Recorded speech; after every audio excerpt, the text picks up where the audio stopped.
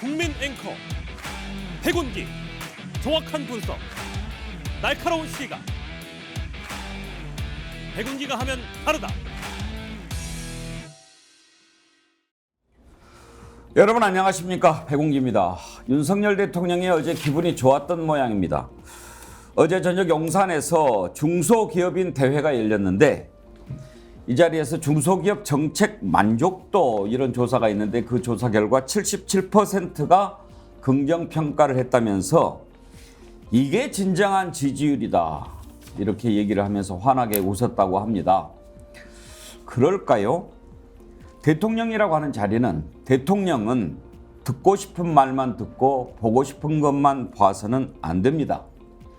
한 가지 조사에서 77% 긍정평가는 진정한 지지율이고 모든 여론조사에서 60%가 넘는 부정평가는 애써서 외면한다면 그건 민심을 제대로 읽고 있는 것이라고 볼 수가 없습니다. 요즘 지지율이 소폭 오르고 있는데 그건 왜 그럴까요? 한번 그것도 생각해 봐야 합니다. 오늘 짚어보겠습니다. 생방송 백운기의 정치본색 출발합니다.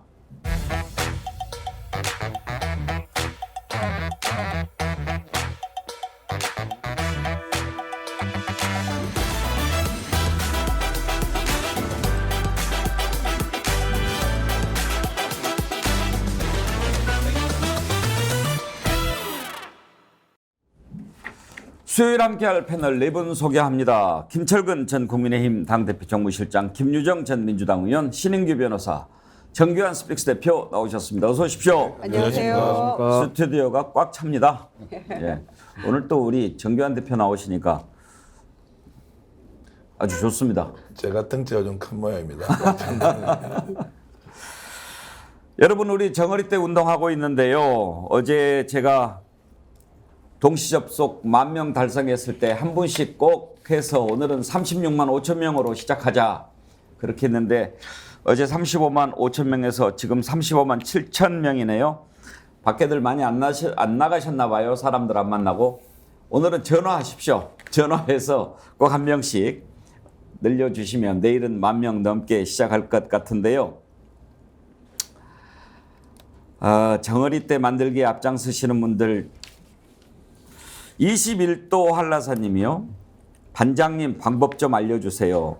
오늘 아침에 댓글창에 올라온 글입니다. 여기서 반장님은 댓글창에 모이신 분들이 반장으로 추대한 이은주님 얘기하는 겁니다. 주말에 시댁 어르신들 10분 오시는데 정어리 때 만들어야 하는데 고민 중입니다. 이렇게 물어보셨어요. 이은주님 답변. 21도 한라사님 저는 그래요. 일단 나만 믿고 구독해보고 방송 딱 한 번만 들어보라고 해요. 들어보면 절대 취소 못하게 될 거라고. 마력에 빠질 거라고요. 그렇게 해주시면 좋겠습니다. 제가 또 팬카페가 있습니다. 여러분 아시죠? 팬카페도 많이 들어와 주세요. 거기에 한강뜰님이 이런 글 주셨습니다. 정어리 때는 미용실에도 있다. 무슨 말씀일까요? 글을 좀 읽어드릴까요? 원장님 스픽스 알아요? 몰라요. 그럼 백운기는요? 들어본 것 같은데요. 곧바로 3단계 전략으로 간다. 1단계 두 분 휴대폰 좀 줘보세요. 2단계 스픽스 회원 가입합니다. 돈 안 드는 건 아시죠? 3단계 휴대폰 받으세요. 정어리 때는 바다에만 사는 게 아니다. 이렇게 주셨습니다. 감사합니다. 은영 아버지님 한 분만 더 소개하겠습니다. 저는 어제 정어리 1명 포획 완료했습니다. 오늘도 숙제 완료하도록 노력하겠습니다. 포획이 뭡니까? 그냥 우리 정어리 때 뭉치면 우리가 힘을 가질 수 있지 않겠습니까? 그래서 우리가 한번 뭉쳐보자고 하는 겁니다. 정기환 대표님, 네. 구독자가 꽤 이렇게 정어리 때 운동 펼친 뒤로 많이 늘고 있죠. 많이 늘어났고요. 한 일주일 사이에 한 5, 6만 명 정도 이렇게 이제 예. 늘어났으니까 참 그 정어리 운동에 참여해 주시는 분들이 자신이 구독하는 것뿐만이 아니라 주변 사람들이 얼마나 열렬하게 이렇게 지금 응원을 하면서 독려를 하시는지 참 저희들이 해야 될 일을 이렇게 시청자 여러분들이 해주셔서 너무 감사드리고 거기에 또 팬카페에서는 지금 뭐 반장님까지 이렇게 이제 나서셔가지고 한라산 21도 님께도 진심으로 감사드리고 그분과 매일 아침에 수백 명이 소통을 하고 있는 이런 모습도 저희들이 평생 잊지 않고 좋은 방송으로 여러분께 보답해 드릴 것을 약속드리겠습니다. 감사합니다. 카르디아님 2번이나 슈퍼챗 보내주시면서 100만 정어리에 삼행시를 지으셨구나. 백운기로. 김유정 의원님 네. 운 좀 띄워주세요. 100. 자기가 김유정 의원. 같이 하는 거 아니에요? 100만 정어리의 힘을 보여줍시다. 운. 운명이 달려 있습니다. 기. 기세를 올려 거리로 나갑시다.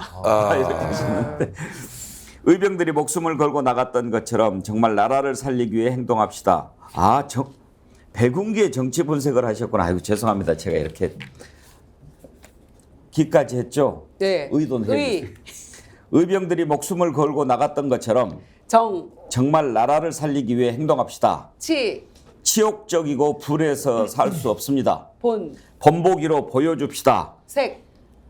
한 가지만 더. 국민을 무시하면 어떻게 되는지. 색. 색출해서 썩은 언론, 썩은 정치인들 처단합시다. 해봅시다. 화이팅. 화이팅. 박수 한번 보내주세요. 카르디아란 그리스 로마어로 마음이란 뜻입니다. 국민의 마음을 위로하고 시원하게 해주는 언론 되기를 응원합니다. 카르디아님 진심으로 감사드립니다. 이 오늘 보내주신 백운기의 정치 본색 8행시는 제가 아주 가슴속에 딱 새기도록 하겠습니다. 윤석열 대통령이 어제 중소기업인 대화, 중소기업인들 만났는데요. 모든 테이블 돌면서 기업인들과 많은 대화를 나눴습니다. 그리고 단체 기념 촬영 요청에도 일일이 응했고 요즘에 윤석열 대통령 우리가 육성을 들을 기회가 없었죠. 여론조사가 요즘에 조금씩 소폭 상승하고 있는데 어제 어떤 패널이 제가 방송을 봤는데 그런 얘기를 하더라고요. 왜 여론조사 조금 오른다고 생각하느냐. 그분 분석은요. 요즘 국민들이 윤석열 대통령 말을 들을 기회가 없었다. 그러니까 외국에 나가서 공식적인 행사만 보고 사고를 안 치고 또 본인 얘기가 안 나오고 그러니 이게 리스크가 줄어서 오른 것 같다라는 분석을 하던데 고개가 좀 끄덕거려졌습니다. 그런데 어제 지지율 관련해서 그런 얘기를 했습니다. 이게 어떤 지지율이냐면 중소기업 정책 만족도 조사라고 중소기업 중앙회가 한 겁니다. 중소기업 303개사를 대상으로 윤석열 정부 중소기업 정책 만족도 및 정책 과제 조사 결과 이거를 발표를 했는데 이 조사 결과에서 중소기업 26.4%는 지금 정책에 매우 만족한다. 51.2%는 만족한다. 이렇게 응답을 한 겁니다. 지금 표가 나오네요.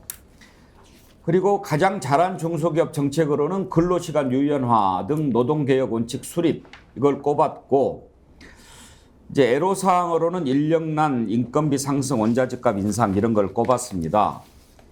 이걸 두고 이걸 합치니까 77% 되는데 이게 진정한 지지율이다 이렇게 얘기를 했어요. 한번 들어보시죠. 우리 정부의 그 중소기업 정책을 긍정적으로 평가하는 우리 기업인들이 77%라는 말을 듣고 그게 진정한 지지율이구나 그렇게 생각했습니다. 감사합니다. 우리 기업은 유능합니다. 그래서 보다 더 과감하게 창의와 혁신으로 무장해서 세계 시장 속으로 뛰어들어야 됩니다. 내 시장이라는 자신감을 가지고 용기를 내십시오. 정부도 최선을 다해 뒷받침하겠습니다. 77% 나온 여론조사를 보고 이게 진정한 지지율이구나. 김유정 의원, 지난번에 이렇게 여론조사 막 나쁘게 나오니까 여론조사는 과학적이고 신뢰할 수 있어야 된다라고 그러고 사기 얘기도 하고 그러지 않았나요? 예. 가짜라고도 하고. 근데 이상하게 지금 희한한 거는 그 과학적 검증이 필요하다 여론조사에 그 얘기가 나오고 나서부터 이렇게 조금씩 올라가는 것 같은 생각이 들어서 이건 또 무슨 일인가 이런 생각을 했었는데 대통령께서 지지율이 뭐 10%, 1%가 나오더라도 나는 할 일을 하겠다 이렇게 하지 않으셨나요? 지지율 신경 쓰지 않겠다라고 하지 않으셨는데 어제 저 모습은 뭐 입꼬리가 올라가서 웃음이 떠나지 않는 그런 희생이 만면한 그런 모습인 것 같고요. 글쎄요. 그 중소기업인들 대상으로 한 여론조사 77%가 넘는 것을 이게 진정한 여론조사구나. 그럼 나머지 이제 국민들의 여론은 어떻게 되는 건지도 궁금하고요. 아전인수인지 꿈보다 해몽인지 모르겠습니다만은 방금 얘기한 대통령의 그 멘트에서 우리 기업은 유능합니다. 근데 지금 그 뒤에 붙이고 싶은 말은 우리 기업은 유능한데 지금 정부에 하고 있는 행태는 노동자나 노조는 범죄시 하는 거잖아요. 그래서 그런 대통령의 이분법적 논리 구조를 가지고 지금 중소기업 회장이 그 여론조사한 걸 가지고 좀 굉장히 좋아하는 모습인데 그래서 국민 여론이 정말 그 77%에 모두 해당한다면 얼마나 좋겠습니까? 그럼 정말 정부가 잘하고 있는 것이겠죠. 그런데 여전히 본인이 대선 때 받은 지지율보다도 훨씬 못 미치는 지지율로 조금씩 올라간다고 지금 기뻐하고 있는 형국이어서 그 모습이 참 안타까운 그런 상황입니다. 김철근 실장, 여론조사 어떨 때는 안 본다고 하더니 또 이런 거는 보나 봐요. 돈에 관심 없다는 사람이 가장 돈에 관심이 많은 사람이죠. 전광판 안 보겠다는 사람은 전광판만 보고 있는 겁니다. 이 지금 77% 얘기 이거 있잖아요. 네. 보니까 중소기업 중앙회에서 아마 한 것 같은데 대통령을 그 모시고 하는 행사잖아요. 2030 대한민국 중소기업인 대회를 앞두고 예. 아마 회원사를 상대로 조사를 했을 건데 그러면 이게 그 수많은 회원사가 있을 건데 3개사만 그 참여를 했다는 것도 좀 일단 문제가 좀 있는 것 같고 글쎄 이게 정확하게 객관적으로 신뢰할 수 있는 여론조사인지 일단 의심하지 않을 수가 없습니다. 제가 보기에는 사실 집권 1년차 정도 됐으면 과거에 굉장히 여론이 좋았던 대통령들 같으면 이게 전 국민 여론조사 그 지지율이에요. 근데 지금 실제로 30% 중반 후반 정도 가고 있는 거예요. 그것도 상당히 그 상승했다고 하면서 하는 게 그 정도인데 이 중소기업 303개사의 그 조사했다는 결과를 보고 저렇게 환하게 웃으면서 이게 진짜 지지율이구나. 그럼 나머지 매주 발표되는 여론조사 결과는 진짜 지지율이 아닌 모양이죠. 예? 전광판 그만 보세요. 신은기 변호사. 네. 그런 생각도 드네요. 아, 저렇게 좋아하는 모습을 보니까 그냥 여론조사 다 잘 나오는 걸로 해가지고 신나게 대통령 잘하게 하고 좀 즐겁게 우리 국민들도 좀 하게끔 그렇게 해주면 어떨까 그런 생각도 듭니다. 저는 저 장면을 보면서 상당히 좀 서글프다는 생각이 들었습니다. 이게 용산이라는 곳이 이제 거의 섬처럼 변했구나, 섬이 됐다는 생각이 들고요. 저것이야말로 그들만의 리그, 그들만의 잔치 아니겠습니까? 이제 국민들은 가처분 소득이 줄어들고 있고 미래가 암담하고 지금 위기를 현장에서 직면하고 있거든요. 근데 지금 77%가 지지해줬다고 박수치고 자기들끼리 각하 잘하셨습니다 지금 이러고 있는 모습이 정말 뭐 거짓 기쁨이라 그럴까요? 우리가 그 플라시보 효과처럼 이게 뭐 자기를 속이는 이제 이런 뭐 환각 상태 비슷하게 좀 빠져 있다. 저 이렇게 보고요. 우선은 저 모습을 보면서 저는 홍준표 시장이 떠올랐습니다. 이게 끼리끼리구나. 홍준표 시장도 자기 지지율이 한 자릿수 나올 때는 여론조사 안 믿는다고 투정을 부리다가 2달 만에 홍풍이 불어서 여론조사 똑같은 기관에서 잘 나오니까 이젠 믿겠다. 이렇게 해가지고 빈축을 샀는데 이거 자기가 마음에 드는 조사만 선별적으로 취하겠다라는 저런 참 단순한 생각 자체가 얼마나 국민들 보기에 부끄러운가 저는 참 죄송한 마음이고요. 아까도 뭐 이제 지지율에 대해서 말씀하셨으니까 제가 별명을 붙이자면은 이건 뭐 심리적 지지율 아니면은 사실상 성공 느낌 아니냐. 이건 뭐 거의 심리적 지지율로 가고 있다라고 보이고요. 지금 중소기업 정책 얘기하셨는데 저는 중소기업 정책 중에서 생각나는 게 하나도 없습니다. 왜 제가 방송평론 매일 하는데 저도 왜 현 정부의 중소기업 정책을 모르는지 저 이 부분에 대해서 왜 77%가 나오는지를 공허하고요. 또 하나는 69시간 관련해가지고 정책 냈다가 호되게 혼나고 지금 꼬리 내리지 않았습니까? 근데 노동개혁을 성공하고 있다라고 말씀하신다면은 국민들은 매우 당황스럽고 이제는 당혹스럽다 이런 말씀 드리고 싶습니다. 근데요, 정기환 대표, 중요한 거 한 가지를 지적하지 않을 수가 없습니다. 이건 무식한 거예요. 여론조사라고 하는 것은 그야말로 이제 표본 조사를 하잖아요. 그렇게 해서 다 과학적으로 검증하고 데이터를 뽑고 보정도 하고 이렇게 해서 나오는 건데 지금 이건 지지율이 아닙니다. 중소기업 중앙회가 15일부터 18일까지 중소기업 303군데를 대상으로 조사한 거예요. 그래가지고 22일 날 발표를 했고 왜 22일 날 발표했습니까? 어제 이제 중소기업 중앙회를 대통령을 모시고 한다고 하니 대통령 참석하는 장소에 이거를 이제 발표하기 위해서 중소기업 303군데를 대상으로 지금 중소기업 정책 만족도 정책 과제 조사한다. 이거를 만족하냐 안 하냐 표시해라. 이렇게 해서 발표한 거거든요. 이것을 여론조사다. 이게 진정한 지지율이구나. 이렇게 받아들인다면 그건 아주 무식이 구단인 거예요. 제가 좀 대통령실에 하나 더 제가 좋은 아이디어 드리겠습니다.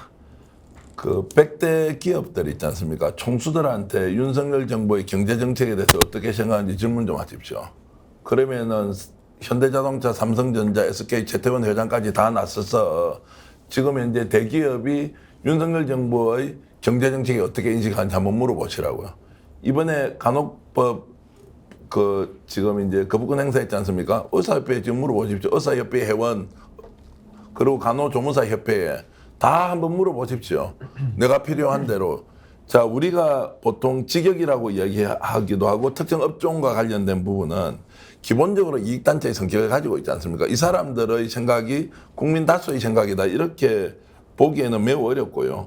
그리고 지금 대통령이 지금 저걸 가져와서 저렇게 얘기를 하면서 마치 진정한 여론조사한 것처럼 호도하는데 대다수 국민들이 야 그래서 대통령 지지율 높아졌는데 순간적으로 생각하고 돌아서면 야 저 사기다. 이제는 저런 식으로 사기치네. 그러면 똑같이 여론조사 회사에 저런 거 조사하면 하라고 해보면은 그 결과를 국민들이 어떻게 이제 믿을 것인지 판단할 수 있다고 보고요. 저는 대통령이 지금 굉장히 긴장하고 있구나. 엄청나게 의식하고 있구나. 1% 지지율이 있어도 가겠습니다라고 하는 그 말에는 지지율이 떨어지니까 엄청나게 불안한데 갑자기 저런 게 툭 튀어나온 거예요. 야 이거 이제 기회구나. 이거 알려야 되겠구나. 이렇게 하는 것은 지금 대통령의 심리 상태를 그대로 반영한 본인의 반응이었다 이렇게 봅니다. 본인이 즐거워할 만한 조사를 갖고 즐거워하는 거야. 자유지만 이게 진정한 지지율이구나 이렇게 생각한다면 그건 잘못된 생각이라는 것을 참모들이 얘기를 해줘야 되는데. 얘기를 해줘야죠. 예. 대체로 지금 지지하는 사람들 중심으로 아까 김철일 시장이 말씀하신 대로 중소기업 전체에 대한 샘플링이 아니었잖아요. 그러면은 이티를 지지하는 그 여론이 높은 쪽에 여론조사를 했을 텐데 그렇다면 77%는 그다지 높은 여론조사는 아닌 것 같아요. 저거는 거의 100% 나와야 되는 거 아닙니까? 저거는 제가 볼 때 참모들이 좀 실수를 한 것 같은 게 진짜 대통령 기분 좋게 해주려고 했으면요 검찰이나 법무부 직원들 상대로만 뭐 여론조사 한다든지 아니면 당원들 있지 않습니까? 당원 100%로 해가지고 당원들한테 조사해서 갖다 드렸으면은 뭐 엄청 기분 좋지 않았겠습니까? 북한도 김정은에 대한 여론조사하면 한 90%, 99% 나올 겁니다. 그래서 저는 지금 저 여론조사에서 그냥 이렇게 실수가 나옵니다만은 진짜 우려되는 부분은 그겁니다. 노동개혁에 대한 요구가 가장 높았다. 지금 저 결과가 그렇다는 거 아닙니까? 내용 중에. 그런데 지금 노조 때려잡는 거 또 시작하고 있잖아요. 지시법도 고치겠다고 하고 있는 거잖아요. 그거에 대한 어떤 그 정당성에 지렛대로 삼을까 봐 그게 우선 번뜩 드는 걱정이고요. 이거 가지고 이렇게 즐거워하고 있는 대통령 모습 보니까 말씀하신 대로 진짜 서글프고요. 진짜 민심이 뭔지는 본인이 하겠다고 하는 했던 용산으로 일어나면서 했던 그런 기자들과의 소통을 통해서 그 쓴소리 또 듣기 싫은 질문 이런 거 받으면서 오고 가고 했어야 되는데 그거 중단해 놓고 이렇게 모여가지고 심기경호하는 이런 형태의 여론조사 결과를 놓고 이렇게 기뻐하고 있는 모습에 이건 여론조사 아니라니까요. 설문조사죠. 여론조사 아닙니다. 여론조사와 관련해서 윤석열 대통령 발언을 찾아봤어요. 표본 여론조사는 표본 설정 체계가 과학적이고 대표성이 객관적인지 제대로 공개돼야 한다. 나아가 질문 내용과 방식도 과학적이고 공정해야 한다. 그렇지 않다면 결국 국민을 속이는 것이다. 이렇게 얘기를 했어요. 바로 이게 그거네요. 과학적 검증도 아니고 과학적인 방식으로 진행된 아니, 일반적으로- 그런 조사도 아니니까요. 일반적으로 매주 발표되는 여론조사는 중앙선거관리위원회 홈페이지에 방금 말씀하신 그 내용이 다 기재되어 있습니다. 그럼요. 그렇게 그 조건을 갖추지 않으면 여론조사 자체가 그 성립되지 않는 거기 때문에. 근데 이게 지금 중소기업 중앙에서 발표한 건 중앙선거관리에 기재되지 않은 거잖아요. 예? 국민을 속이는 게 아니고 이건 자신을 속이는 겁니다. 자신을. 그 전광판 안 본다면서. 임금님 기획핸드님이 오늘 신윤기 변호사님 예능신 강림했나요? 이제 갈라치기에 재미를 붙였잖아요. 지금 민노총 때려잡자 어제는 후쿠시마 오염수 방류와 관련된 것을 북한에서 지령을 내렸고 이거에 따라서 이제 민노총이 움직인다 이런 이야기까지 하면 처음에는 제가 귀를 의심을 했지만 이 사람들이 이제 이런 걸 통해서 30%는 똘똘 뭉치니까 이렇게 계속하면 되겠구나. 저는 이제 이 행위가 일국의 대통령 또는 대통령실 주변 인물들, 저는 야당 대표가 이런 방식으로 좀 장난을 친다, 기술을 부린다, 꾀를 쓴다 이런 것 같으면 아이고 하도 처지가 그러니까 그럴 수 있다고 하지만 대한민국 대통령이면 모든 국민들의 삶과 그리고 미래를 책임진다는 이 막중한 책임감을 가지고 있으면 그런 걸 쓸 수 있습니까? 정말 말도 안 되고. 그리고 최근에 지지율도 한 2~3%포인트 올랐지 않습니까? 저는 뭐 윤석열 대통령이 외교를 잘했다 이거보다 김건희 여사가 사라졌습니다. 김건희 여사 쪽에서 나오는 이야기가 없으니까 자연 발전기로 이렇게 지지율이 올라가는 것인데 그걸 4주 연속 상승이다, 5주째다, 그리고 이제 취임 이후에 5주 연속은 최초다 이렇게 보도하는 언론의 그 얍삽한 태도 있지 않습니까? 야, 이거는 정말 국민을 속여도 이렇게 속일 수가 있나 이런 생각을 했습니다. 저 지지율 상승 관련해서 한 말씀만 드리고 싶은데요. 이게 참 지금 윤석열 정부가 신기한 게요. 무슨 일을 안 하거나 아무 말도 안 하면 지지율이 오르는 정말 기현상이 맞아요. 이루어지고 있거든요. 그래서 제가 이건 이제 비주얼 대통령이다. 사진으로만 말하는 겁니다. 근데 정치는 또 메시지 아니겠습니까? 국민과 소통을 해야 되는데 어떻게 되면은 참 말을 하고 도어 스태핑하고 이러면 지지율이 떨어져요. 그러니까 거의 뭐 정치의 지금 뭐 정책 메시지 생성이나 그런 메시지 소통 능력은 제로다라는 반증이거든요. 전 이 부분에 대해서 뭐 언제까지 사진으로만 승부할 수 있을지 이거 정부가 진지하게 돌이키고 좀 고민해야 된다 이렇게 봅니다.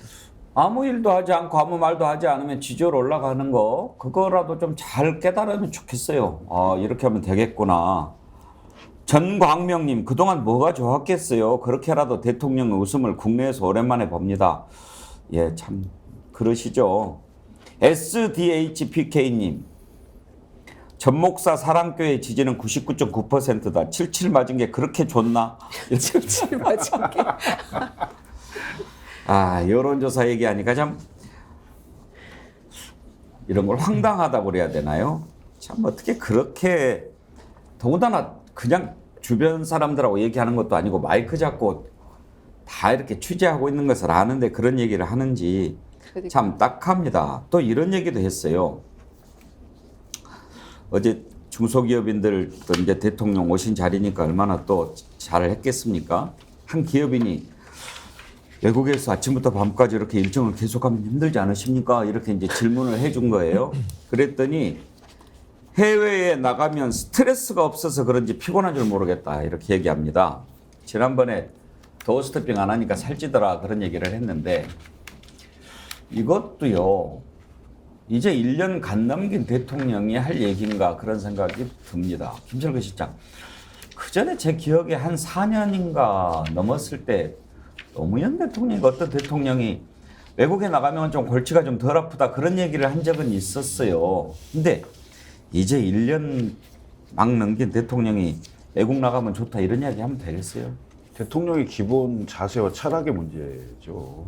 이게 국민들이나 야당이 뭔가를 얘기하고 비판하는 것을 받아들일 수 없는 전혀 그런 생각이 없는 그 모습, 견딜 수 없는 이런 거겠죠. 그리고 차라리 안 보이는 외국에 가 있을 때 저는 이제 속마음으로 그럴 수 있다고 쳐요. 사람인지라 그럴 수 있는 거 아니겠어요? 근데 이걸 밖에다 대고 이렇게 얘기하면 됩니까, 사실? 어? 아니, 구청장, 시장만 해도 이렇게 얘기 안 하겠어요. 일국의 대통령이라는 분이 방송에 대고 마이크에 대고 이렇게 얘기한다는 것 자체가 좀 상상할 수 없는 얘기죠, 사실은. 외국 나가면 좋죠. 좋겠죠. 그래서 국회의원들 외유가고 그런 거 아니었어요? 열심히 일한 당신 떠나라 뭐 이런 차원이면 모르겠습니다만 중소기업인들 모아놓고 이게 진짜 여론조사다라고 스스로 정신승리하고 계시는 대통령 모습도 황당하고요. 또 하나는 해외 나가면 스트레스 없다는 얘기. 우리 국민들은요, 대통령 국내에 계시면 정말 힘들고 스트레스 받고요. 마음대로 하시니까. 왜 마음대로 하시는데 국내에 계시면 스트레스를 받는다는 말씀이죠? 다 마음대로 하고 계시잖아요. 근데 국민들은 대통령이 국내에 계시면 정말 스트레스 받고 힘들고 해외에 나가면 더 힘듭니다. 이번에는 무슨 일이 일어나려나 걱정되고 불안하고 우리 국익은 또 얼마나 잃어버리고 올 것인가 이런 불안함 때문에 더 힘들거든요. 그러니까 국내외 어디 계셔도 우리들은 힘든데 대통령만 혼자 해외 나가면 스트레스 없어서 뭐 행복하다, 힘든 줄도 모른다, 피곤한 줄 모른다 이렇게 말씀하고 계시니 진짜 황당할 따름입니다, 진짜. 정기환 대표, 외국 나가니까 스트레스 없다.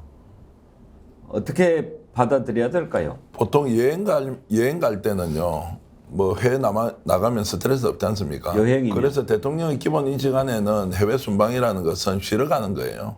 쉬러 가니까 스트레스 없죠. 그러니까 국내에서 보고받는 것도 없으니까 나는 가서 이제 좀 스트레스 없는 상태에서 뭐 외국 정상들하고 잘 지내다 올 수 있다 이렇게 생각하는데요. 저는 근본적으로 인식이 잘못됐다고 생각하고 해외 가도 힘들고 국내도 힘들어야 되죠. 그래서 그 막강한 권한을 대통령한테 적게는 수천 개, 많게는 수만 개의 인사권을 주면서 대한민국을 책임지고 끌고 가라고 한 거지 않습니까? 그 5년 동안은 운명처럼 숙명처럼 국민의 뜻이 무엇인지 생각하고 국익이 무엇인지 오로지 국익만 생각하면서 해야 되지 않습니까? 그래서 사적으로 표현하고 싶은 것이 있다 하더라도 가능한 자제하고 공적으로 본인이 어떻게 보이는 것이 대한민국의 미래를 위해서 도움이 되는지 매일 생각해야 되죠. 매 순간 그걸 놓쳐서도 안 되죠. 그런데 대통령이 외국에 나갔는데 외국에 나가니까 스트레스 없다? 야, 알겠습니다, 대통령님. 예. 대통령님이 늘 쉬러 가시는 모양이군요. 아니, 이렇게 그- 제가 말씀드리겠습니다. 미국 가면 노래 하시잖아요. 일본에서는 막 국빈 대접해주면서 미국도 그랬고 실무회담인데도 막 국빈급으로 대접해주면서 맛있는 거 드시고 또 돈가스 집도 가시고 뭐였죠? 오므라이스 또 드시면서 술도 그만한 술을 다 드시더라. 이런 기시다 총리의 감탄사를 우리 들어가면서 하고 계시는데 스트레스 쌓일 이유가 하나도 없죠. 그걸 지켜보는 국민들만 굉장히 불안하고 이번에는 또 무슨 일이 일어날까 걱정만 하고 있다니까요. 근데 이게 은연중에 나온 말에 진심이 저는 담겨 있다고 봐서 좀 되게 심각하게 보이는데요. 지금 윤석열 대통령 외국 그 해외 순방이나 외교에 대해서 긍정도 1등이지만 또 부정도 1등입니다. 그 인식을 좀 하셔야 될 것 같고 오죽하면 국민들께서 윤석열 대통령 해외 나가시면은 입국 금지 시켜야 된다. 또 국내에 계시면 출국 금지 시켜야 된다. 이런 얘기들을 국민들이 하고 있거든요. 그러니까 외교 문제에 대해서 상당한 지금 국민들은 걱정과 불안을 갖고 계시는데 본인은 지금 해외에 나가면 스트레스가 없다는 얘기는 고민이 없다는 얘기거든요. 그러면 학교에도 공부 열심히 하고 학교 생활 충실히 하는 학생들은 늘 스트레스 받습니다. 회사도 마찬가지거든요. 근데 학교에 놀러 오고 친구 때리러 오는 그런 친구들은 오면 스트레스 안 받아요. 너무 즐겁죠. 그러니까 이거는 정말 국정 운영을 하는 대통령다움이라든지 왕관의 무게를 아는 사람만 그 왕관을 써야 되는 것인데 지금 왕관의 무게조차도 못 느낀다. 저는 참 이런 발언이 은연중에 나왔다라는 것이 조금 더 저는 문제의 심각성을 느끼고 있습니다. 제가 이제 지도자의 품성에 대해서 좀 꼭 말씀을 드리고 싶은데 아무리 이게 교과서 같은 이야기라도 우리가 어떤 사람에게 권한을 위임받았을 때 위임받은 리더가 어떤 생각을 하고 행동해야 되는 이것은 너무너무 중요하기 때문에 말씀을 드리겠습니다. 대통령은 저 자리에서 월급이 뭐 2억 한 3, 4천만 원 되고 자신은 어떤 경우에도 자신이 망할 일은 없어요. 5년 동안 임기가 보장되고 막강한 권한을 행사할 수 있고 인사권도 행사할 수 있고요. 심지어 나쁜 건도 지 마음대로 할 수도 있단 말이에요. 그런데 대한민국 국민들은 지금 민생 현장에서 오늘 내가 이거 못 막으면 내일 망하는 사람도 있고요. 오늘 내가 때거리가 없어서 눈물을 흘리는 국민들이 있단 말이에요. 그런데 이익을 많이 가지고 있는 기득권 집단은 대통령에게 어떻게 하면 내 이익을 더 지켜야 되는데 나 권리 보장해 주세요 주장하지 않습니까? 각각 다 말이 맞는 말이지만 대통령은 더 어렵고 힘들고 고통받고 있는 사람들이 내 옆에 있고 그 사람이 나한테 권한을 위임해 줬으면 그 사람의 마음으로 대통령직을 수행해야 되죠.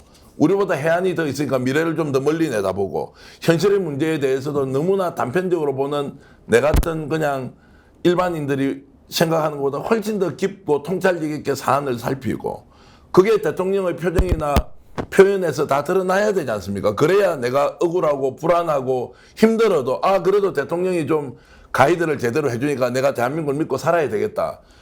이렇게 보여줘도 될까 말까 한 대통령이 자신은 아무것도 망할 게 없는데 외국 나가면 편하다.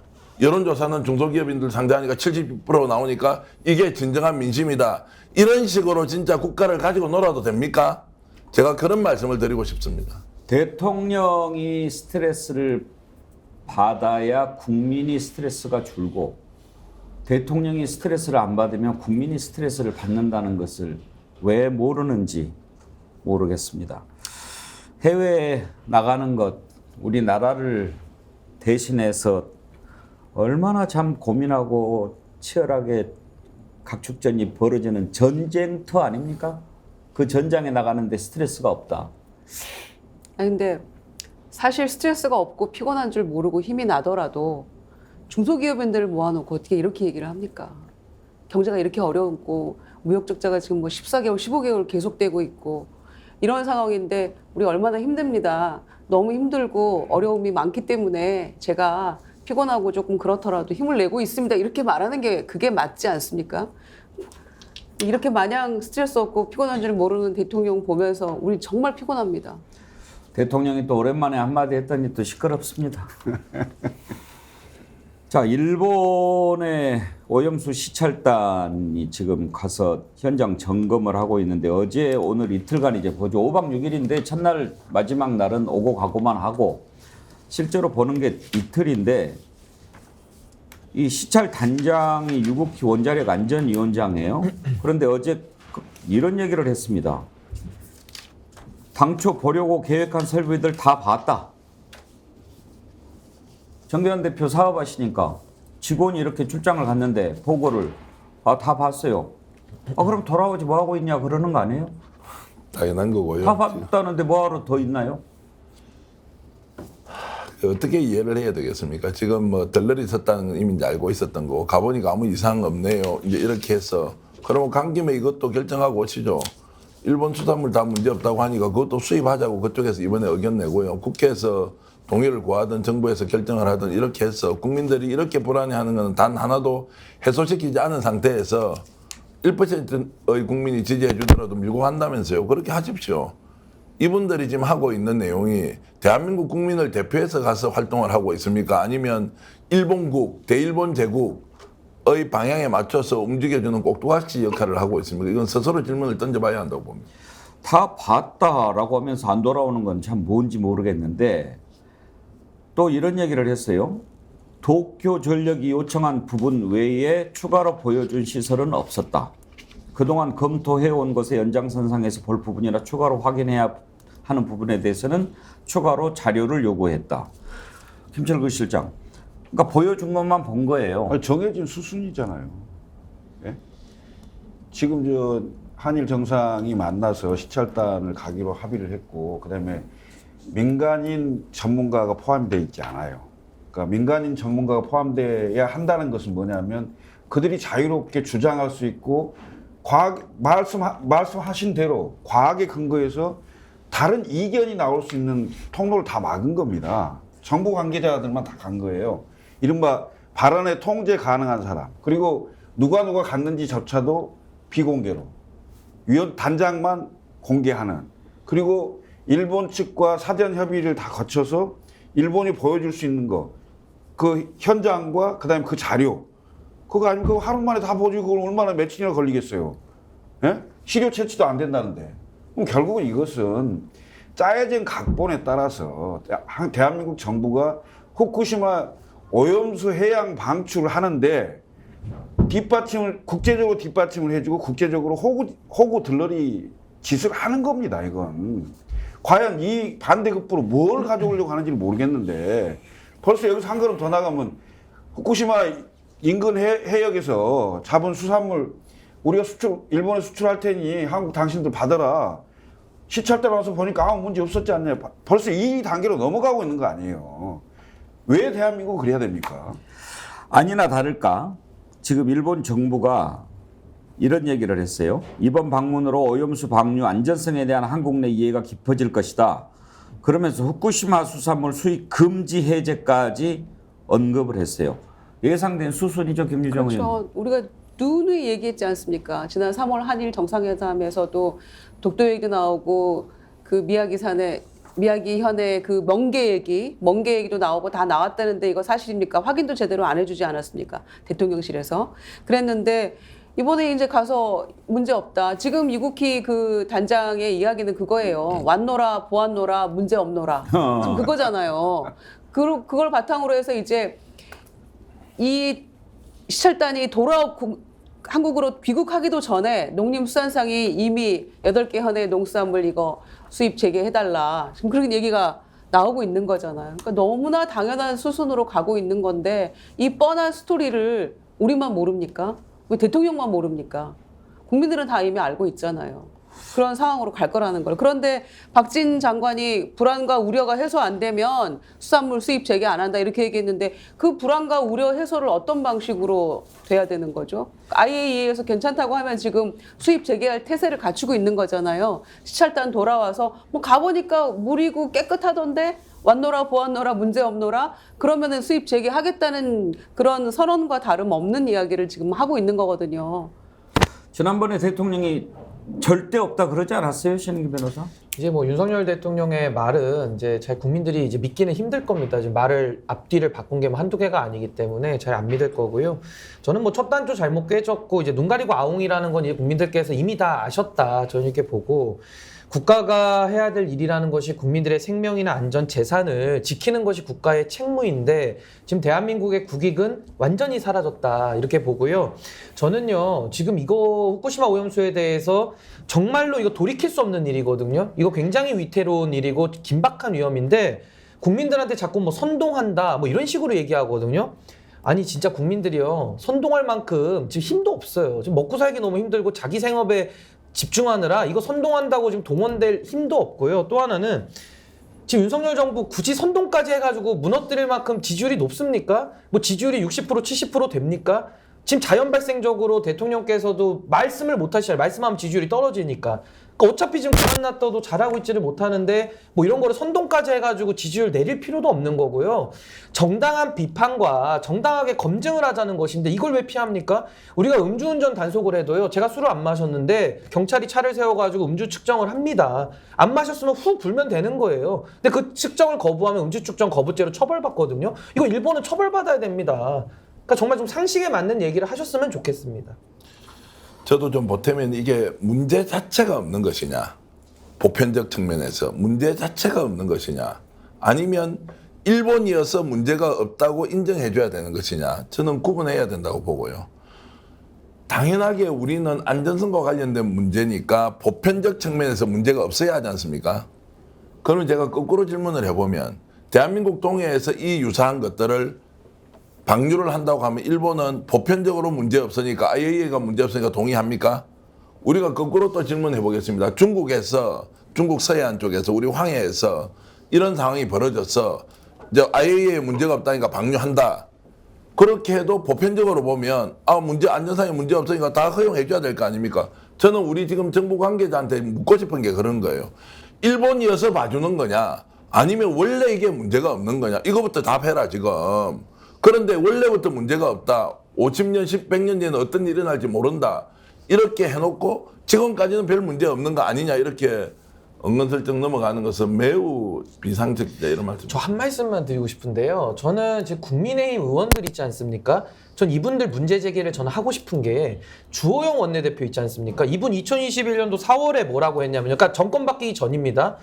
후쿠시마 오염수 방류했던 일본에 대해서 오만하기 짝이 없다 이렇게 얘기를 했어요. 거기다가 제가 이름을 불러드릴게요. 국민의힘의 이만희 의원, 이미자 의원, 권성동, 정운천, 정점식, 김성규, 안병길 이분들 다 일본에 대해서 그때 당시 항의했거든요. 좀 천천히 다시 한번 불러주세요. 제가 흥분했습니다. 너무 제가 화가 나서 이만희 의원, 이미자 의원, 권성동 의원, 정운천 의원, 정점식 의원, 김선교 의원, 안병길 의원 등이 함께했는데 예. 이분들이 당시에 일본의 오염수 방류에 대해서 부들부들 떨었단 말입니다. 저는 그 마음이 맞다고 보고 지금도 그 말을 하고 있거든요. 같은 국민의힘이지만. 근데 이제 와서 지금 오염 처리 순위 이거 방류해도 된다고 하니 뭐 앨리슨 교수인가요? 와서 10리터를 먹겠다? 그냥 생수 10리터 마셔도 위가 찢어집니다. 그냥 죽는 거예요. 근데 무슨 10리터로 오염수 먹겠다 그러는데 오염수는 100ml도 먹으면 안 되는 겁니다. 100ml도 무슨 10리터를 얘기합니까? 그래서 저는 국민의힘에서도 지금 1년 전, 그러니까 2년 전이죠 정확하게. 갑자기 정권 바뀐 것밖에 없는데 오염수에 뭐가 무슨 신비한 능력이 생긴 것 같아요. 갑자기 물이 깨끗해졌다 이러는데 진짜 이렇게 하시면 이건 양심의 문제로 넘어갈 수밖에 없다. 이 말씀 꼭 드리고 싶습니다. 오늘 예능신 강의 말씀 아, 오늘 때를 잘 만난 것 같습니다. 오늘 날이 좋은가 봐요. 그 정점식 의원이 통영 고성의 국회의원이시거든요. 예. 그분도 뭐 열심히 의정 활동하시는데 그분이 그 말했다가 지금 통영시장이 뭐라고 했습니까? 오염수 이야기 제발 하지 마라. 통영 수산물 안 팔린다고 예. 얘기했어요.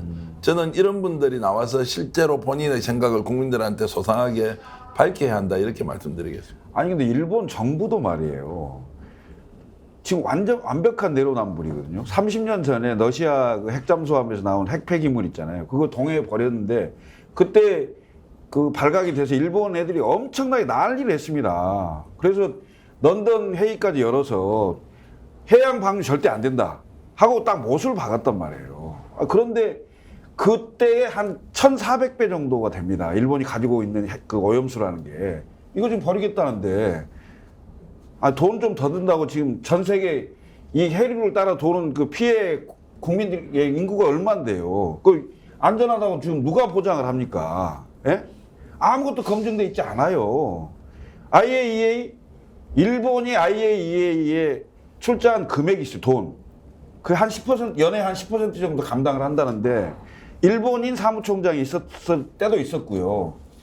그들이 국제적인 어떤 그 이른바 로비라고 할 수도 있는 건데 그런 걸 통해서 뭔가 완화된 조치, 완화된 규정 이런 걸 왜 인접국인 대한민국이 보증을 서주듯이 이런 짓을 하냐 이 말이에요. 우리가 걱정했던 일들이 현실로 이렇게 다가오는 그런 느낌이 듭니다. 우리 공포 영화 보면은 이렇게 어두운 데서 쿵쿵쿵쿵 걸어오는 거 있지 않습니까? 그거 보면서 얼마나 두렵습니까? 그런데 설마 이게 현실로 다가올까 했는데 시찰단 가지요. 그리고 또 일본에서 후쿠시마 수산물도 수입해줘. 그렇게 얘기하죠. 우리나라 외교부 장관, 불안과 우려가 해소가 되지 않으면 계획이 없다. 이런 전제 조건을 달았는데요. 어제 한 인터뷰 들어보시죠. 국민의 생명과 건강과 안전에 관계된 것이기 때문에 지금 오염수에 대한 처리와는 또 별도로 거기에 그 객관적인 과학적인 기준에 따라서 우리 국민들의 불안과 우려가 해소되지 않는 한 수입할 계획은 없습니다. 정치인들의 발언은 김유정 의원 항상 좀 새겨들어야 되죠. 그러면 뒤에 부분 계획이 없다. 불안과 우려 해소 안 되면 어느 쪽에 방점을 찍어야 됩니까? 그러니까요. 해소 안 되면인데 해소가 될 것처럼 얘기하고 있는 거잖아. IAEA에서 뭐 문제 없다고 하면 방류에 문제가 없다라고 한다면 이제 일본은 뭐 이미 계획대로 방류할 계획을 세우고 있는 것이고 IAEA도 문제 없다라고 할 게 뻔한 상황인데 그러면 방류가 문제 없다고 하면은 수산물도 문제 없다라고 이제 곧 할 거예요.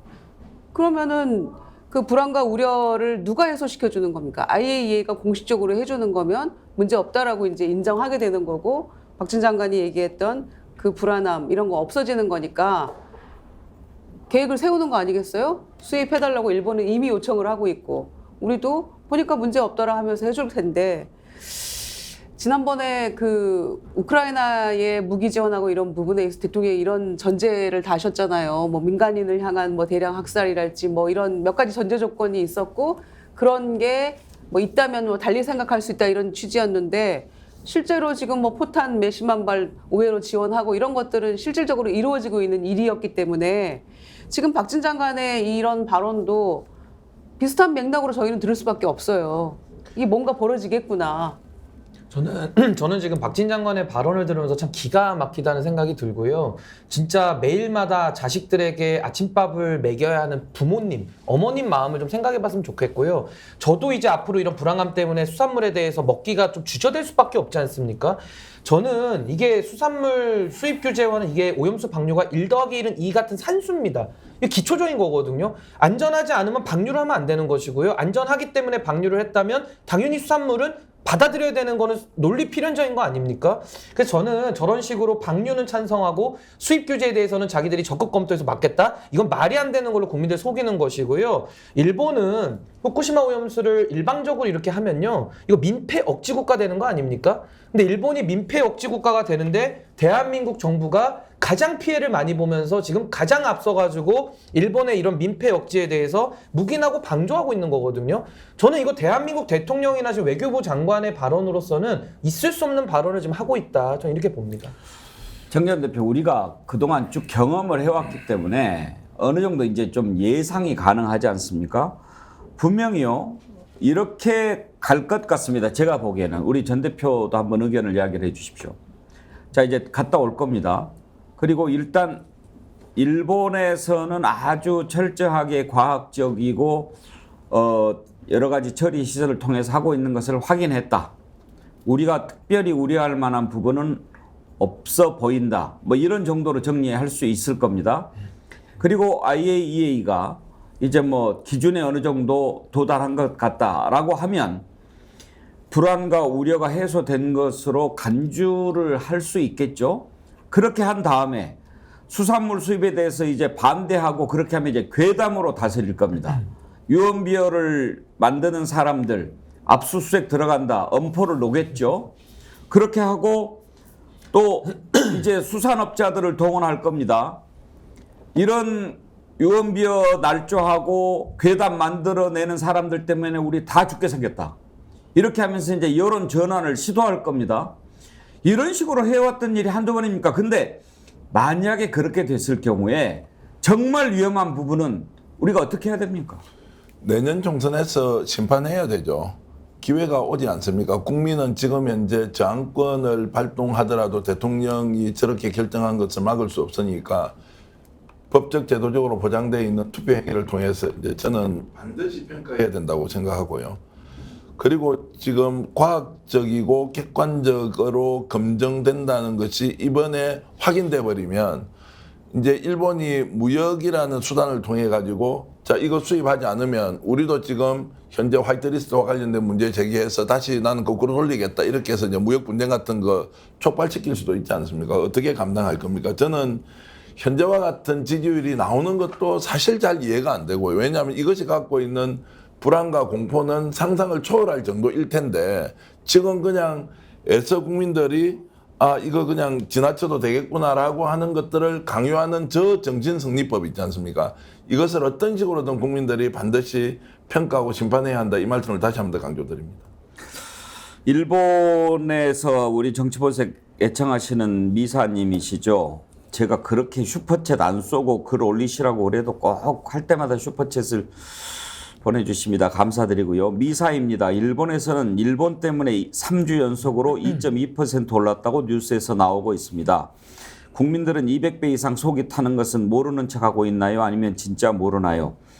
이 말씀은 지지율 얘기하는 것 같죠? 뭐 일본 기시다 총리는 뭐 지지율이 엄청 올랐다고는 하고요. 뭐 지금 대한민국 대통령은 이제 일본과 관련되면 지지율이 떨어질 수밖에 없는 그런 상황이죠. 근데 최근에 좀 올랐다고 하는 게 그러니까 일본 그 교포 분 같은데 그분이 봤을 때는 일본 내에서는 대한민국 대통령의 지지율이 일본 왔다 가면서 올랐다고 이렇게 한다 이런 취지의 얘기인 것 같은데 사실은 글쎄요. 이번 그 G7에 가서는 화면은 열심히 많이 나왔는데 특별한 사고는 없었어요. 뭐 발리면 날리면 이런 것도 없었고, 그다음에 뭐 김건희 여사가 뭘 어떻게 했다는가 뭐 이런 것도 없었고, 뭐 이러면서 활발하게 그 외국 그 정상들을 쭉 만나는 이런 것들이 많이 보였기 때문에 뭐 지지율 글쎄요. 저는 지금 현재의 지지율은 그 보수 세력이 집결하는 측면도 있고 과대 포장, 그러니까 과포된 측면도 좀 있어요. 왜 원래 지지율을 볼 때 야당은 샤이 야당이 좀 일부 있다고 봐야 돼요. 왜냐하면 야당 지지자가 적극적으로 응답을 않거든요.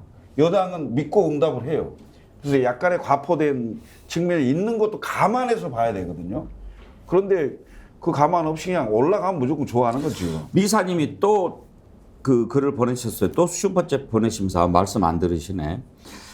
기자도 안 오고 누가 일본에 오는지 발표도 안 하고 떳떳하게 다 밝히지 못하는 이유가 있으니까 그러잖아요. 후쿠시마 것만 나오면 정말 화가 납니다. 제가 후쿠시마 바로 위에 살고 있는데 수산업을 하고 있습니다. 우리 동네 바다에도 1년에 2번 꼭 바닷물 가지고 가서 확인하고 있습니다. 생선을 출하했는데 다시 돌려받는 이유가 뭔가요? 이렇게 보내주셨는데 생선을 출하했는데 다시 돌려받나 봐요? 지금 그 정도로 위험하다라는 게 일본 내에서도 여론이 형성되고 있는 것이고요. 전 아까 앵커님과 정 대표님 말씀하시면서 이게 이제 정부가 앞으로 피해자 가해자 뒤바꾸기처럼 또 수산업자 망한 것이 예를 들면 이제 국민들이 안 먹었을 때 수산업자 피해 보는 것이 뭐 허위 선동 때문에 그렇다 이런 식으로 하면서 뭐 압수수색하고 이런 식으로 할 거라고 말씀하시지만은 그게 뻔히 이렇게 보이지 않습니까? 근데 이것이 후쿠시마 오염수가 무슨 누가 거짓으로 만들어낸 이야기입니까? 이 실제 발생한 일 아니겠어요? 근데 저는 그렇게 만약에 정부가 뭐 탄압적으로 나온다고 한다면은 그럼 정의로운 변호사들이 나서가지고 정부가 이건 싸워야 될 일이고 전 이런 식으로 국정 운영을 마음대로 해가지고는요 이 대한민국 국민들이 참은 인내심에도 전 한계가 올 수밖에 없다 이렇게 봅니다. 그러니까 지금 현재는 오염수가 방출이 안 된 상태잖아요. 안 된 상태인데도 미국 FDA에서는 일본산 수산물 수입을 금지하고 있어요. 미사님이 아까 2.2% 오른 거 설명을 해오셨네요. 그러니까 한국에서 윤 대통령 지지율이 2.2%가 올랐다. 그런 게 일본에서 우리 때문에 우리 덕택에 한국 대통령 3주 연속으로 올랐다고 뉴스가 나온다는 거예요. 일본 덕받다. 예. 그런 그러니까 주장인 우리 거네요. 덕택이다. 한국 대통령 지지율 오른 게 이런 걸 보고 있으니 200배 이상 속이 탄다. 그런 말씀을 주신 거네요. 그러면 후쿠시마 오염수 방류에 동의한 대한민국 윤석열 대통령 때문에 윤석열 대통령이 한국에서 지지율이 올라가고 있다. 예. 예, 참 특이한 해석입니다. 제가 이제 좀 우리 위험을 인지했을 때 뭐 정치인들이 지금 보여줘야 될 태도 중에 이번에 G7 정상회담 할 때 그러면 후쿠시마산 또는 그 인근 해역에서 생산되는 수산물 먹이지 않지 않습니까? 제가 비유를 하자면 한강이나 영남지방에 가면 낙동강 물을 가지고 우리가 정유를 해서 집에 수돗물로 다 쓰지 않습니까? 그 수돗물 직접 마셔도 됩니다라고 아무리 홍보하지만 그 홍보하고 있는 상소도 사업본부장이나 시장이 정말 자기 집에서 그 물을 먹고 있겠느냐 이런 질문을 던지지 않습니까? 저는 후쿠시마 오염수 문제는 이게 100배, 1000배 더 강한 거부감을 가질 수밖에 없는 것입니다. 그러면 최소한 국민들에게 대통령이나 대통령실 집권 여당에서는 야 이거 지금 문제 없으니까 내 봐라 지금 후쿠시마산 내 생선 먹고 있다 나는 최소한 그 모습은 보여줘야 되는데 지금 현재 하고 있는 행태는 뭐냐? 아 일단 문제 없다고 하니까 그거 믿으세요. 그런데 나는 안 먹을 거예요. 이걸 먼저 보여주면서 관련 산업을 완전히 초토화시켜 놓을 것이다. 이런 말씀을 제가 한 번 더 드립니다. 자, 지금 이렇게 후쿠시마 오염수 방류 현실로 조금씩 다가오고 있는데 이거 정말 국민들이 정신 똑바로 차리고 진실을 알아야 됩니다. 지난번에 서균열 교수님 저희가 인터뷰를 했는데 기회가 되면 한 번 더 모시고 제대로 한번 알아보도록 하겠습니다. 이 내용도 오늘 한번 다뤄봐야 되는데요. 윤석열 대통령이 스트레스 안 받고 해외 돌아다니면서 한미일 공조 강화하는 동안 우리 지금 중국, 러시아 걱정이 커지고 있습니다.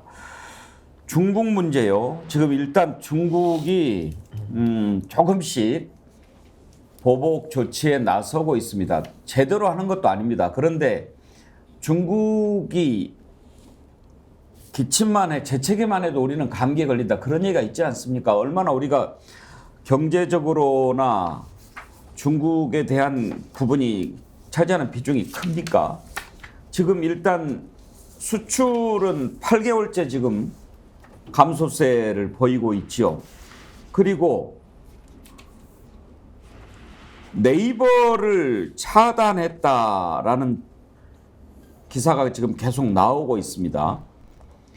며칠 전부터 네이버 접속이 되지 않거나 로딩 속도가 터무니없이 느려지는 그런 현상이 나타나고 있는데 중국 정부는 공식적으로는 우리는 모르는 상황이다 이렇게 얘기합니다. 그렇지만 지난번 사드 사태 났을 때 다음 네이버 카페 블로그 접속 서비스 접속 차단한 적이 있습니다. 그때도 네이버 검색 기능이라든지 메일 접속은 허용을 했는데 이번에는 아예 네이버 접속이 중국에서 안 되는 겁니다.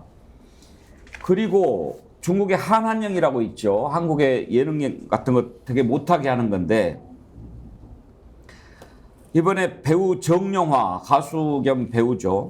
중국 예능 프로그램 출연한다고 지난번에 저도 뉴스에서 본 것 같아요.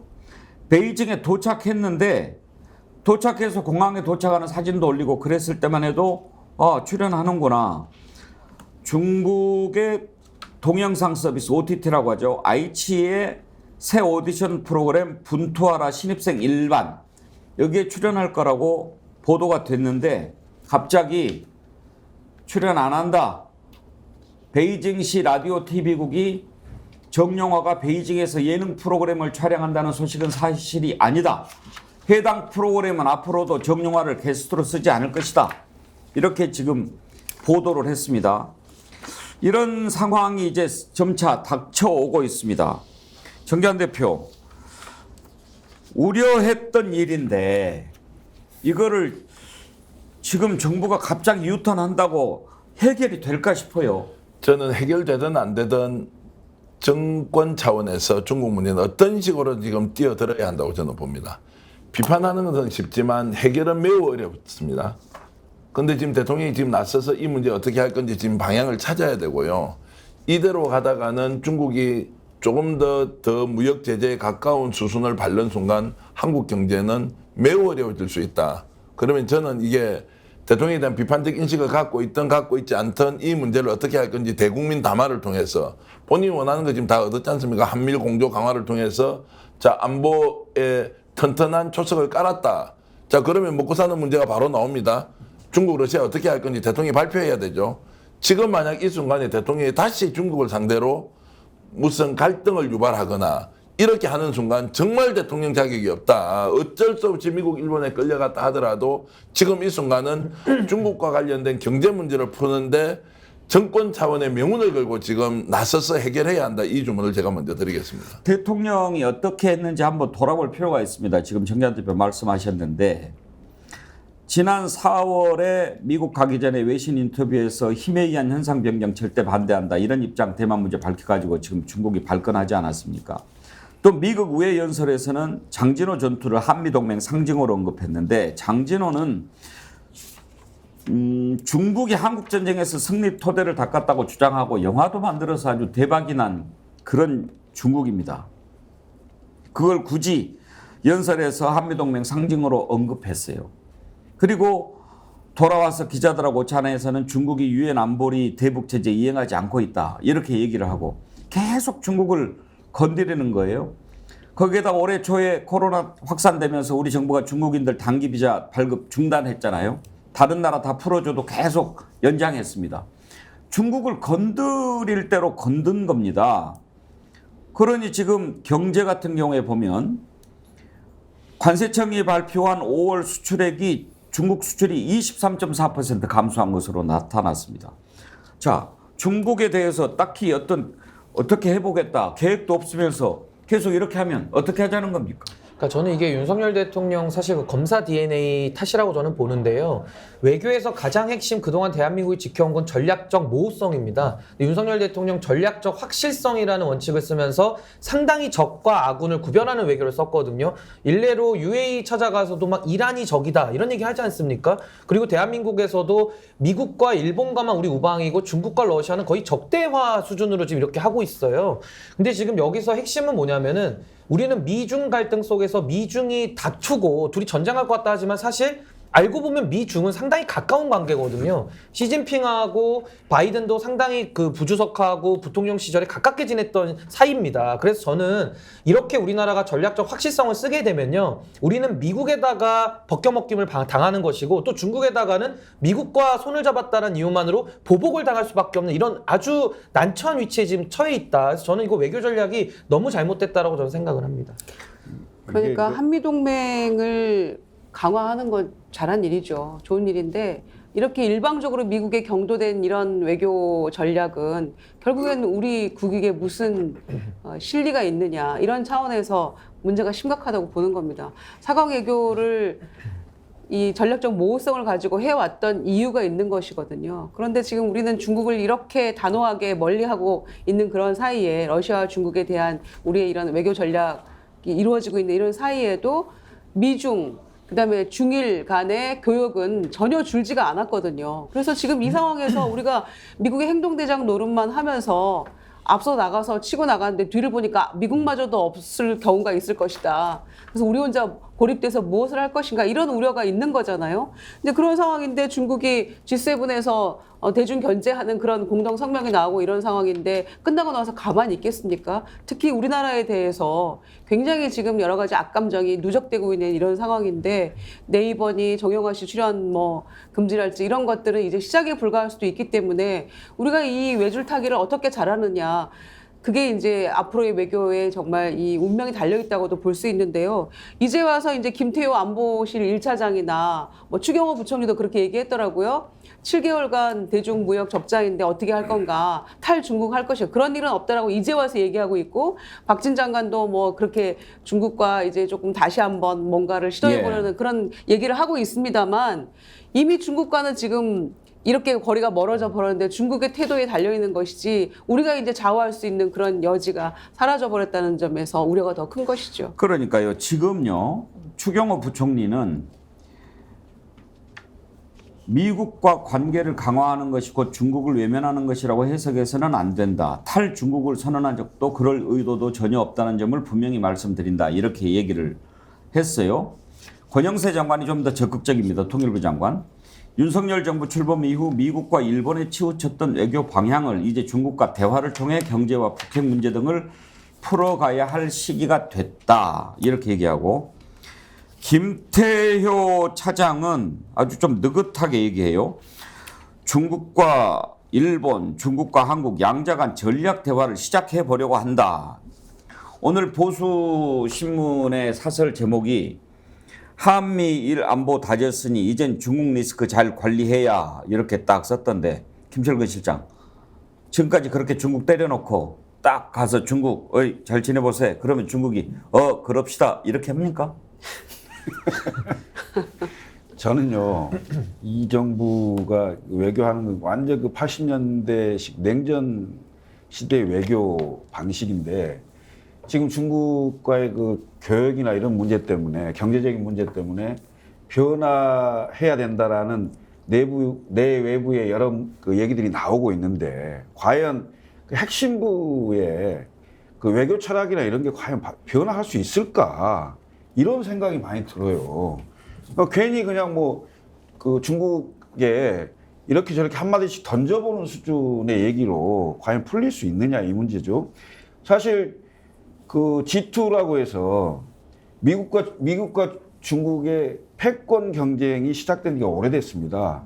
군사적인 패권 경쟁을 넘어서 이제는 경제적인 문제로 패권 경쟁이 들어선 거예요.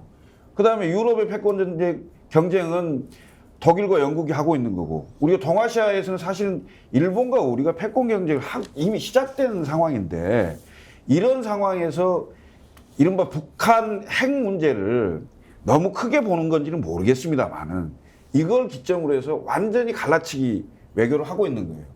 이미 한미일 대 북중러의 대결 구도로 들어가 있는데, 지금 이 상황에서 오히려 미국이 그 동북아시아 관리에 필요한 지점들을 알아서 우리 정부가 먼저 치고 나가서 해주는 격이 되고 있는 거라고 저는 보는데, 굳이 그럴 이유가 없어요. 그렇게 해서 우리가 얻은 게 뭡니까 도대체? 예? 그래서 더군다나 가장 앵커께서 말씀하셨지만 급하게 다가오는 게 중국 문제인데, 저는 중국 문제 풀기에 대단히 어려운 문제라고 보는데 어려운 문제라도 적극적으로 개입하고 나서야 된다고 봅니다. 만약 그렇지 않으면 더 큰 후폭풍이 올 수도 있거든요. 좋은 말로 하면 이제 해법이고요. 좀 나쁘게 얘기하면 수법 같은 건데요. 지금 갑작스럽게 중국과 화해 제스처를 이렇게 보이니 제가 딱 드는 직감은 이렇습니다. 결국 중국이 안 받을 거 아니에요. 봐라, 중국 하는 거 봐라. 우리는 최선을 다했는데 이게 지금 갈라치기 수법이에요. 해법이 되려면 이렇게 하면 안 됩니다. 처음부터 중국을 자극해서 영토 주권과 관련된 부분을 굳이 우리가 이야기합니까? 일본이 영토 주권 침범할 때는 아무 소리 못 하고 있다고. 가만히 있는 대만 가지고 그 하나의 중국 그걸 반대하고 뭐 형상 변경 반대한다고 어떻게 이야기를 해가지고 엄청 자극시켜 놓고 그리고 중국한테 또 욕을 했지 않습니까? 그랬는데 이게 해법 있는 태도가 되려면 그런 것들은 감정적으로 재단 자제를 하고 어쩔 수 없이 미국에 끌려가니까 권영세 지금 통일 장관이 저 주중대사 출신 아닙니까? 또 밀실에서는 보내가지고 그거 아닌데 좀 이해해달라. 대신 우리가 무역은 계속하자. 이런 걸 한점 해놓고 겉으로는 어쩔 수 없이 끌려가는데 실제 내용은 오해할 수 없는 내용으로 단계를 밟아왔으면 지금 현재 하고 있는 이런 것들이 먹힐 수 있죠. 중국은 대국이어서가 아니라 자기의 자주권에 대한 침해를 당했다고 생각하는 상황에서 갑자기 조그만한 나라에서 와서 손잡고 한번 해봅시다 라고 하면서 받아들일지도 모르는데 그런 행동을 한다. 결국 계산이 깔려있는 것은 중국한테 탓을 다 돌리고 똑같이 갈라치기 하는 이런 수법으로 갈 가능성이 있다고 생각합니다. 발언도요, 해야 될 말, 안 해야 할 말, 이렇게 수위가 있어요. 중국에 대해서 대만 문제 양안 관계 발언을 그렇게 하는 것은 우리 입장으로 돌려놓고 보면 중국이 독도는 일본 땅이라고 얘기하는 그런 정도 수준인 겁니다. 그런 얘기를 바로 중국과 붙어 있는 나라의 대통령이 그렇게 얘기를 하면 우리가 윤석열 대통령에 대해서 뭐 교만, 무지, 나태, 안일 이런 지적들을 많이 합니다만 정말 이 균형 감각에 좀 문제가 있어 보여요. 국내에서도 계속 여당 사람들만 불러가지고 밥 먹잖아요. 야당은 한 번도 안 만나고. 또 외교도 미국, 일본 그렇게 자주 만나고 중국에 대해서는 이렇게 해버리고 이걸 어떻게 봐야 돼요? 그러니까 저는 아까 검사 DNA 제가 또 설명드렸다시피 너무 이렇게 진영을 나누는데 익숙한 사고방식이다라는 게 첫 번째고 두 번째는 윤석열 대통령이 국민들하고도 관계 잘 못 맺잖아요. 그러니까 이웃 나라들하고도 관계 맺는데 굉장히 미숙한 걸 지금 다 드러내고 있다 해서 전 이것이 원칙 없이 행동했던 그 외교에 대한 비용과 대가를 치러야 된다고 저는 보거든요. 아니 중국이 그렇게 필요하잖아요. 지금 중국이 필요하다는 얘기 아닙니까? 그렇다면 전략적 모호성이라고 하던 그 대원칙을 이렇게 훼손시켜서는 안 됐던 겁니다. 근데 이제 와서는 전략적 모호성을 다 버려버리고 나서 이제 와서 중국이 필요하니까 다시 한번 잘 지내보자. 이게 그럼 중국의 입장에서는 이걸 받아들이겠냐는 거예요. 그러니까 앞뒤가 뒤바뀐 외교를 지금 하고 있기 때문에 아마 지금 외교부가 정신이 없을 겁니다. 제가 볼 때. 아니 그러니까 대통령실에서 작년에는 탈중국 해야 된다고 얘기했잖아요. 그런데 이제 와서 또 갑자기 탈중국 아니다라고 부총리가 얘기하면 우리는 누구 말을 믿어야 될지도 모르겠고요. 우리가 중국 입장이라면은 이제 와서 한국이 이렇게 하는 거에 대해서 그래 오랫동안 기다렸어 이러면서 반갑게 맞이할 수 있겠습니까? 역지사지 해봐야 될 문제인 거죠. 이런 게 다 빚입니다. 그러니까 외국에 나갈 때마다 고민하고 자료 보고 그렇게 고생하고 막 그렇게 해서 해야 되는데 스트레스 안 받고 돌아다녀 버리는 동안에 이게 다 빚이 된 거예요. 이제 이 빚을 우리가 어떻게 갚아야 됩니까? 우리 국민들이 갚아야 되는 문제 아닙니까? 당장에 사드에 이어서 이번에도 이런 부분과 관련해서 보복 조치가 이어진다면 그거 어떻게 일일이 다 감당합니까? 아니 우리 중고등학교에 우리나라의 위치를 지정학적 위치라고 하잖아요. 그리고 우리가 외교의 가장 핵심은 4대 강국 외교라고 해서 미중 너 일 아닙니까? 이 4대 강국에 둘러싸여 있는 한반도 그것도 휴전선에 가려서 남쪽만 있는 사실상의 섬 같은 나라인데 이 나라에서 우리가 죽고 사는 문제와 먹고 사는 문제를 해결하려면 어떻게 해야 되겠어요? 이건 기본인 거예요, 기본. 제가 언제든가 말씀드렸습니다만 한미동맹은 당연히 굳건히 해야 되겠죠. 그걸 기본으로 하되 역사와 영토가 겹치는 이웃 나라하고는 잘 지내면 되는 거예요. 예? 그런데 왜 중국과 러시아를 멀리하고 이렇게 합니까? 예? 더군다나 바로 보복이 들어올 수 있는 건데 그 보복 들어오면 바로 입장 바꿔서 야 그게 아니었어. 그게 속아지냐고요. 진정성이 통하냐 말입니다. 개인 간의 관계도 그런데 국가 간의 관계, 국익을 갖고 엄청나게 다투는 상황일 건데 저는 일관성이 있어야 된다고 보는데 그 일관성이 지금 사라진 게 아닌가 이런 생각이 듭니다. 그러니까 한미일 공조 좋고요. 한미동맹 강화 좋은데 그러는 사이에 미국과 일본은 야무지게 본인들의 자국의 그 이익을 야무지게 챙기는 중이고 우리는 챙기는 거 하나 없이 공중에 붕 뜬 상태에서 중국과 러시아의 견제만 받는 이런 상황이 돼버렸거든요. 당장에 우리 기업들 중국에서 막 쫓겨나고 이런 상황이 되면 계속 적자 나고 우리 국민들의 경제적인 이 체감 온도로 직접적으로 와닿는 그런 어려움으로 와닿을 텐데 이런 것들을 정부가 이렇게 한가하게 이제 조금 잘해볼까 이렇게 풀어서 되겠냐는 말이죠. 죄송하지만 대통령으로 있는 동안에는 스트레스 받으십시오. 그래야 국민이 편안합니다. 대통령 끝나고 스트레스 풀 기회가 많이 있습니다. 대통령 끝나면 그때부터 스트레스 아웃 아닙니까? 대통령 있는 동안에 스트레스 안 받으면 그거 잘못하는 겁니다. 우리 스픽스가 국민들의 스트레스를 좀 줄어드릴 수 있도록 진실을 많이 알려드리려고 노력합니다. 오늘도 많은 분들이 참여해 주셨고 전 대표님 지금 실시간 접속이 몇 분인가요 정확하게? 지금 11,000분이 넘고요. 11,045명이 지금 동시 접속하고 계시고요. 예. 뭐 대한민국뿐만이 아니라 해외 동포 여러분들도 우리 방송을 이렇게 열심히 경청해 주시고 미국에서 지금 보고 계신 게 한 2.5% 정도 되고요. 베트남에서 봐주시는 게 한 1%, 오스트레일리아에도 한 1% 이렇게 해서 나라를 보니까 전 세계 한 50개국 되겠더라고요. 예. 그래서 해외 동포들이 이렇게 많이 봐주셔서 더욱더 우리가 좀 책임감을 가지고 방송을 만들어야 되겠다는 생각을 계속 하고 있습니다. 예. 그리고 이제 저희가 또 이제 광고 볼 텐데 스픽스와 글래머가 함께 만드는 선크림 지금 잘 나가고 있습니까? 잘 나가고 있고요. 예. 최근에는 또 이 글래머 회사하고 협업을 해서 김용민 TV에도 진출을 했고요. 안진걸 TV에도 진출을 해서 어떻게 보면 스픽스가 이 제품을 발굴해서 판매를 하고 있다가 워낙 반응이 좋으니까 다른 이제 그 유튜브 채널에서도 요청이 들어와서 아무 조건 없이 우리가 좀 덜 팔릴 각오하고도 예. 다른 데서도 많이 글래머 제품을 사 달라고 이렇게 요청을 드리고 있어서 함께 좋은 생각으로 세상을 이롭게 만드는 유튜브 채널의 주인장과 스픽스 같은 이제 좀 이런 방송이 잘 나갈 수 있도록 이 방송을 보시는 스픽스 시청자 여러분은 스픽스 글래머를 애용해 주시면 고맙겠고요. 예. 아니 제품이 좋고 또 조건이 좋아서 저도 자신 있게 권해 드리는데 제가 최근에는 한 가지 더 자신 있게 말씀드리는 게 있어요. 우리 정어리 때 운동하면서 정말 진실을 얘기하는 상식을 회복하는 그런 언론사 스픽스 만들기 위해서 우리가 제대로 싸우려면 군자금이 필요합니다. 그러니 스픽스 도와주십시오. 스픽스 글래머 저 제품 여러분들이 많이 사주시고 여러분들 많이 나눠주시면 그게 다 스픽스의 힘이 됩니다.